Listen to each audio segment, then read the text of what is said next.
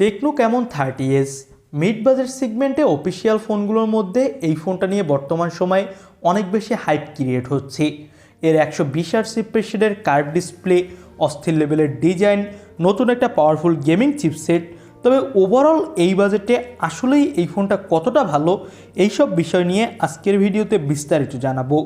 ভিডিওটা না দেখে এই ফোনটা কিনতে যাইয়েন না, তাহলে অবশ্যই আপনার একটা লস খাওয়ার সম্ভাবনা আছে। চলুন আর দেরি না করে শুরু করে দিই আজকের মূল ভিডিও।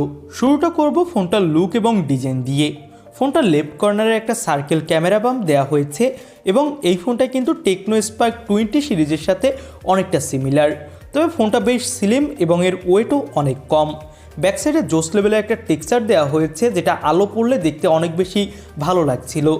মার্কেটে এই ফোনটা আপনি পেয়ে যাবেন দুইটা কালার ভেরিয়েন্টে এবং এই ফোনটার ব্যাক প্যানেলটা অনেকটা কার্ভ, যার ফলে ফোনটার হ্যান্ডস অন ফিল অনেক ভালো। 3.5mm অডিও জ্যাক নেই, তবে এই ফোনটাতে ডুয়েল ন্যানো সিম কার্ড স্লট পাচ্ছেন এবং পেয়ে যাচ্ছেন 3.5mm অডিও জ্যাক। সব মিলিয়ে লুক ডিজাইন আমার কাছে ভালো মনে হয়েছে।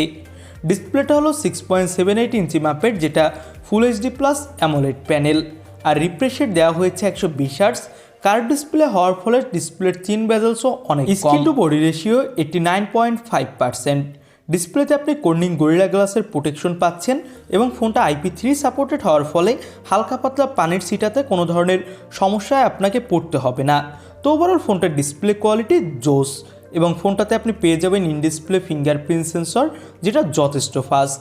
তো ওভারঅল বললে ফোনটার ডিসপ্লে কোয়ালিটি এক কথায় টপ ক্লাস বলতে পারেন এই বাজেট অনুযায়ী। অনেক ভালো স্মুথ পারফরমেন্স পাবেন এবং পিক ব্রাইটনেস দেওয়া হয়েছে 1300 নিটস। ফোনটাতে ব্যবহার করা হয়েছে out of the box Android 14 এবং পেয়ে যাবেন HiOS। 2 বছর পর্যন্ত অ্যান্ড্রয়েড আপডেট পেয়ে যাবেন এই ফোনটাতে এবং 3 বছর পর্যন্ত সিকিউরিটি আপডেট। তো আপডেট নিয়ে কোনো সমস্যা নেই। ফোনটাতে মিডিয়াটেকের একদম নতুন লঞ্চ করা মিডিয়াটেকের হেলিও G100 চিপসেট দেওয়া হয়েছে, যেটা গেমিংয়ের জন্য খুবই ভালো একটা চিপসেট এবং 6nm আর্কিটেক্টের উপর বিল্ড করে তৈরি।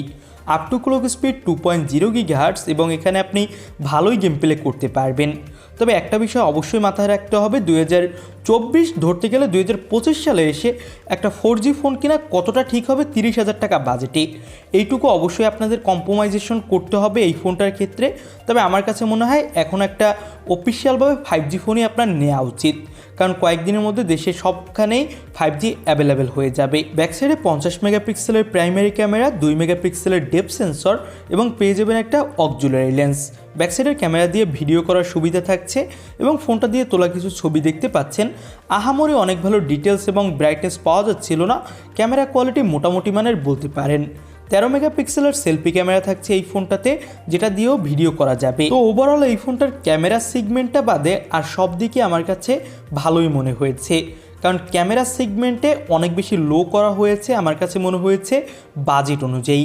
ফোনটাতে 5000 mAh ব্যাটারি পাচ্ছেন 33 ওয়াটের ফাস্ট চার্জার, যেটা দিয়ে আপনি 45 মিনিটের মধ্যে 100% পর্যন্ত চার্জ করতে পারবেন। এবার প্রাইস নিয়ে কথা বলি। এই ফোনটার প্রাইস 8256GB ভেরিয়েন্ট 29,999 টাকায় পাওয়া যাচ্ছে এখন অফিসিয়ালভাবে।